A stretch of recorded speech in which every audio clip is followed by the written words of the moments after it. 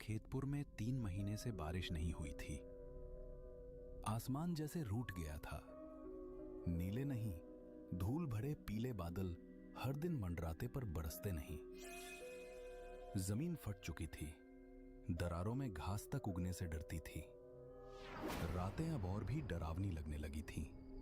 नीम के पेड़ों से गुजरती हवा किसी और ही दुनिया की लगती, कभी सिसकियों जैसी, कभी किसी के रोने जैसी।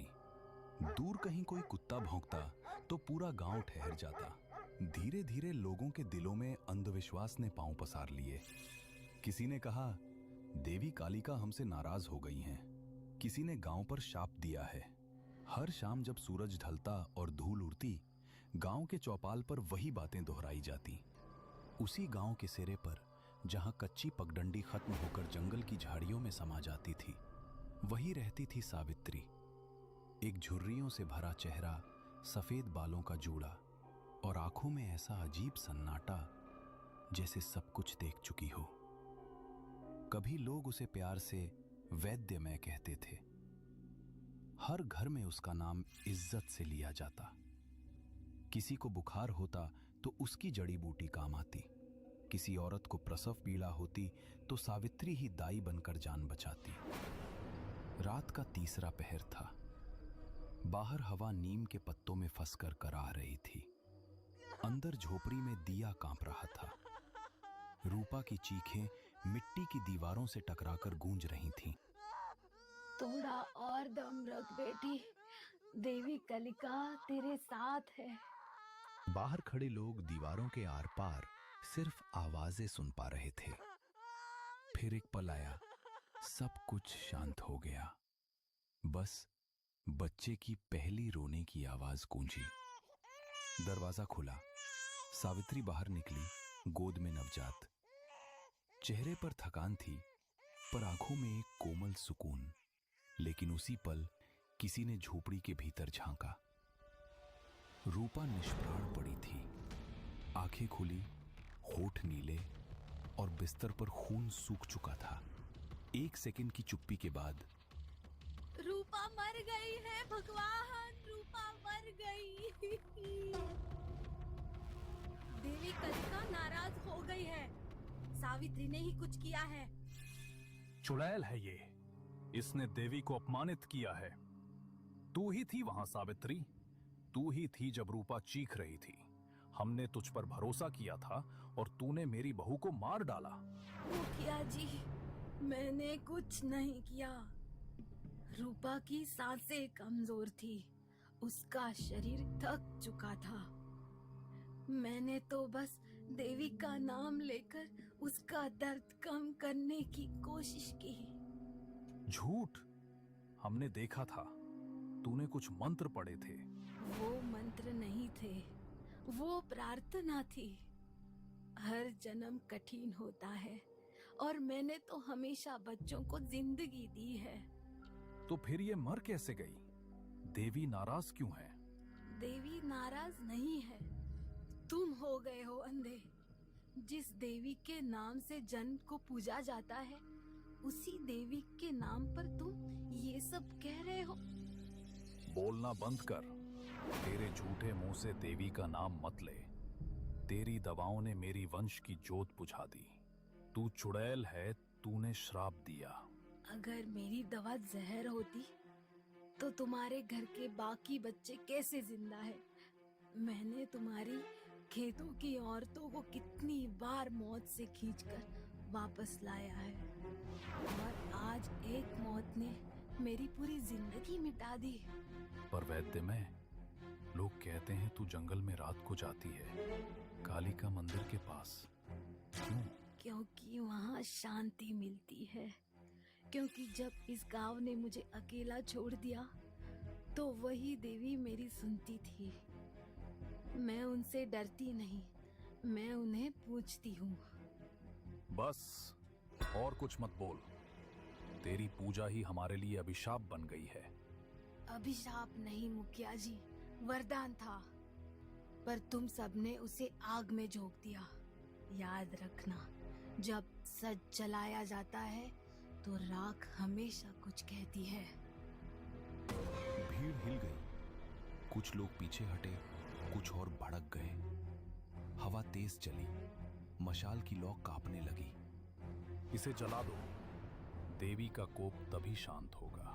सावित्री ने नवजात बच्चे को जमीन पर रखा, धीरे से उसका माथा चूमा और आखिरी बार भीड़ की ओर देखा। मैंने जन्म दिया है, मौत नहीं। पर अब तुम सबको खुद समझना पड़ेगा, कौन सच में जिंदा है और कौन मरा हुआ। लेकिन किसी ने उसकी बात नहीं सुनी। उसकी झोपड़ी में आग लगा दी गई।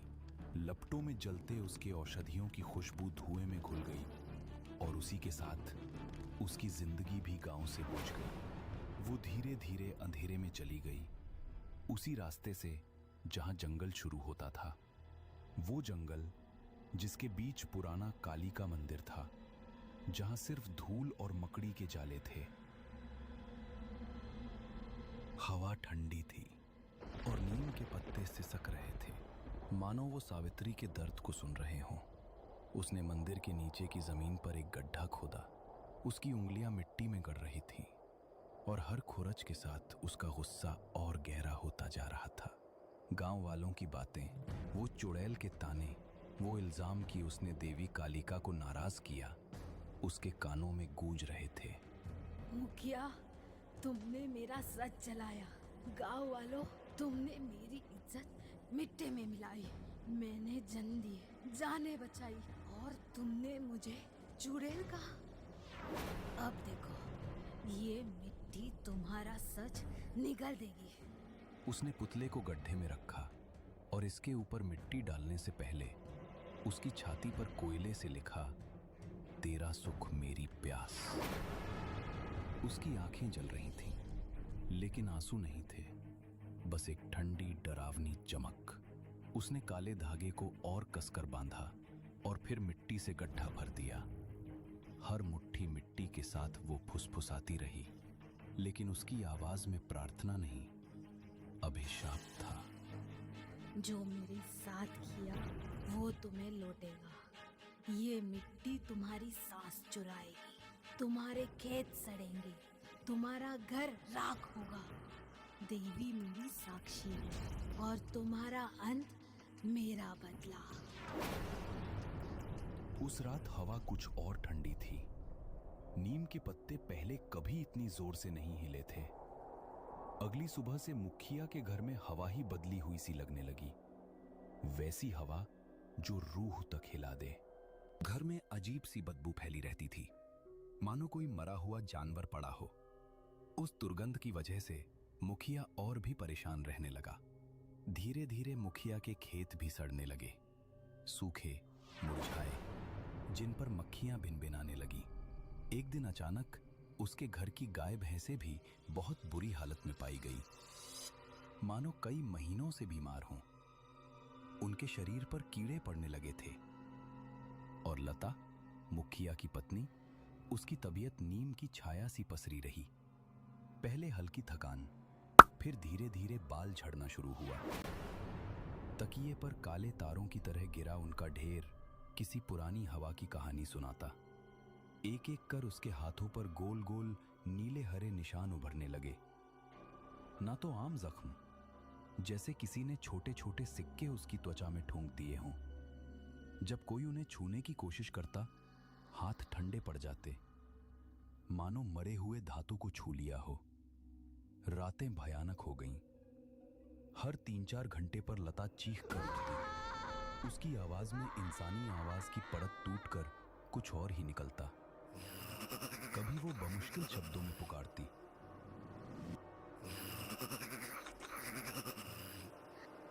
और फिर अचानक उसकी आंखें खाली सी हो जाती, जैसे कोई भीतर से बाहर झांक रहा हो। अगली सुबह जब सूरज की पहली किरणें अभी अभी गांव पर पड़ी थीं, मुखिया का घर पहले से ज्यादा भारी लग रहा था। मुखिया की आंखें लाल थीं, नींद से दूर, और उसके चेहरे पर वो थकान थी जो डर से जन्म लेती है। उसने गांव के पंडित हरिनाथ को घर बुलाया। पंडित जी, ये क्या हो रहा है? मेरे घर में मौत की छाया क्यों मंडरा रही है? वो बदबू, वो कीड़े, लता की हालत, सब कुछ सड़ रहा है। पंडित हरिनाथ ने अपनी माला घुमाई, आंखें बंद की और फिर धीरे से खोली। उन आंखों में अंधेरा था, जैसे कोई पुराना रहस्य बाहर आने को बेचैन हो। मुखिया जी, ये कोई साधारण बात नहीं, किसी ने काला जादू किया है। हाँ, काला जादू जो रूहों को जगाता है, जीवनों को चूसता है। काला जादू? कौन कर सकता है ऐसा? सावित्री, वो चुड़ैल, क्या वो? चुप! नाम मत लो उसका, वो नाम ही अब अभिशाप है। एक छाया, काली और ठंडी, जो तुम्हारे घर के चारों ओर घूम रही है। उसने कुछ दफनाया है। हाँ, उसका पुतला, उसके बाल और उसके कपड़े मंदिर के नीचे, पुराने कालिका मंदिर के नीचे, जहां जड़ें जमीन को चीरती हैं। मंदिर के नीचे? हे भगवान, क्या होगा अगर हमने निकाला नहीं? पंडित जी, पूर्णिमा से पहले अगर उसे निकाला नहीं गया तो मौत निश्चित है। नहीं सिर्फ लता की, तुम्हारी, तुम्हारे बच्चों की, पूरे घर की। वो जादू फैलेगा जैसे जहर की बेल, जो सबको लपेट लेगी। रूहें जागेंगी, हवाएं चीखेंगी और तुम्हारा घर वो सिर्फ राख बन जाएगा। निकालो उसे मुखिया जी, वरना देवी भी नहीं बचा पाएंगी।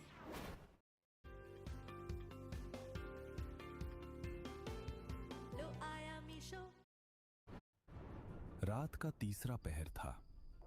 आसमान में चांद अधूरा टूटा सा लटक रहा था, जैसे वो भी डर से कांप रहा हो। जंगल की पगडंडी पर 4 लोग चले जा रहे थे, मुखिया, पंडित हरिनाथ और 2 गांव वाले, जिनके हाथों में मशालें जल रही थी। मशालों की लौ हवा में कांप रही थी। पुराना काली का मंदिर अब सामने था। उसकी दीवारें टूटी मकड़ी के जाले लटक रहे थे और मंदिर के नीचे की जमीन ऐसी थी जैसे उसने सदियों से किसी को छुआ नहीं था। पंडित हरिनाथ ने माला घुमाई, मंत्र पढ़े और फिर मंदिर की सीढ़ियों के पास रुका। यही है, यही वो दफन है। ये जमीन चीख रही थी, खोदो, जल्दी खोदो, वरना वो रूह जाग जाएगी। मुखिया का चेहरा पसीने से तर था। उसकी आंखें डर और गुस्से से लाल थीं। उसने रामू और श्याम को इशारा किया और दोनों ने कुदाल उठाकर जमीन खोदना शुरू किया। मिट्टी सूखी थी, लेकिन हर कुदाल के साथ एक अजीब सी गंध उठ रही थी, सड़ांध, जैसे कोई मरा हुआ जीव वहां दफन हो। हवा अब और तेज हो गई, नीम के पत्ते सरसराने लगे। रामू और श्याम के चेहरे पर डर साफ झलक रहा था। उनके हाथ कांप रहे थे और हर बार जब कुदाल जमीन में गड़ती, उनकी आंखें चारों ओर देखती, जैसे कोई छाया उनकी पीठ पर सांस ले रही हो। अचानक कुदाल किसी सख्त चीज से टकराई। एक ठनक की आवाज गूंजी और सबके दिल थक से रह गए। रामू ने कुदाल फेंक दी और पीछे हट गया। श्याम ने मशाल पास की और मिट्टी के बीच कुछ दिखा। एक कपड़े में लिपटा हुआ मिट्टी का पुतला। उसका आकार छोटा था, लेकिन उसकी बनावट ऐसी थी जैसे कोई इंसान की नकल हो। पुतले के सिर पर लता के काले बाल चिपके थे और उसका शरीर लता के पुराने दुपट्टे में लिपटा था। सबसे डरावना था उसका गला, एक काला धागा जिसके बीच में लाल मोती टंगा था, जैसे खून का कतरा। और पुतले की छाती पर किसी ने कोयले से लिखा था, तेरा सुख मेरी प्यास। ये क्या है? ये सावित्री का काम है। उस चुड़ैल ने मेरे घर को बर्बाद कर दिया। ये सिर्फ जादू नहीं है, ये रूह का बंधन है। जिसने ये बनाया उसने अपनी आत्मा का टुकड़ा इसमें डाला है। अगर इसे जलाया नहीं गया तो ये तुम्हारे घर को खा जाएगा मुखिया जी। जला दो इसे। आज इस अभिशाप को खत्म करो। सावित्री, तू जहां भी हो, मेरे घर को छोड़ दे। लेकिन जैसे ही मशाल की लौ पुतले को छूने वाली थी, हवा रुक गई। मुखिया की आंखों में अब सिर्फ डर नहीं, बल्कि एक गहरा अपराध बोध झलक रहा था। पुतला जमीन पर पड़ा था और काले धागे का लाल मोती चमक रहा था। मानो वो हंस रहा हो।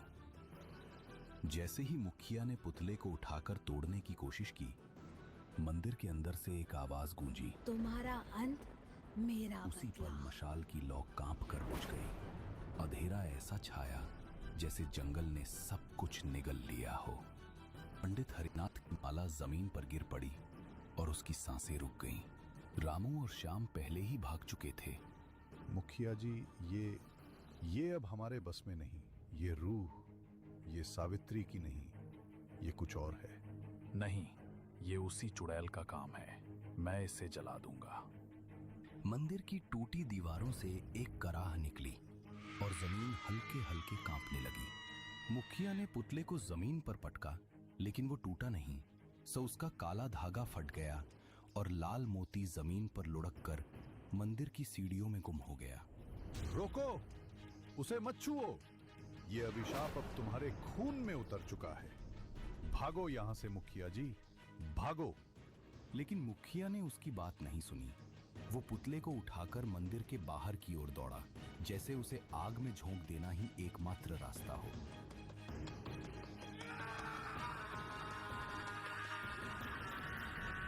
अगली सुबह जब सूरज की किरणें गांव पर पड़ी, खेतपुर में सन्नाटा था। मुखिया के घर से चीखें गूंजी। लता की लाश पलंग पर पड़ी थी। उसकी आंखें खुली थीं, लेकिन उनमें कोई जिंदगी नहीं थी। उसके होठ नीले पड़ चुके थे और उसके हाथों पर वो नीले हरे निशान अब और गहरे हो गए थे, मानो किसी ने उसकी त्वचा में जहर घोल दिया हो। उसके पास पलंग पर वही मिट्टी का पुतला पड़ा था, लेकिन अब उसका गला गायब था। पुतले की छाती पर लिखा, तेरा सुख मेरी प्यास, अब धुंधला पड़ गया था, जैसे कोई उसे मिटाने की कोशिश कर चुका हो। लेकिन सबसे भयानक थी वो जगह जहां पुतले का गला होना चाहिए था। वहां एक गहरा काला दाग था, जैसे किसी ने उसे जलाकर राख कर दिया हो। मुखिया कोने में बैठा था, उसका चेहरा पत्थर की तरह सख्त, लेकिन आंखें खाली। उसके हाथों में अब भी मिट्टी के कुछ टुकड़े चिपके थे, पुतले की मिट्टी। वो बड़बड़ा रहा था, लेकिन उसके शब्द समझ से परे थे। मैंने सिर्फ अपने घर को बचाना चाहा। सावित्री, तूने मेरे साथ ये क्या किया? उस दिन के बाद से खेतपुर में कोई भी नीम के पेड़ों के नीचे रात को नहीं जाता। जैसे कोई पुरानी रूह अभी भी जंगल में घूम रही हो, अपने अधूरे बदले को पूरा करने के लिए।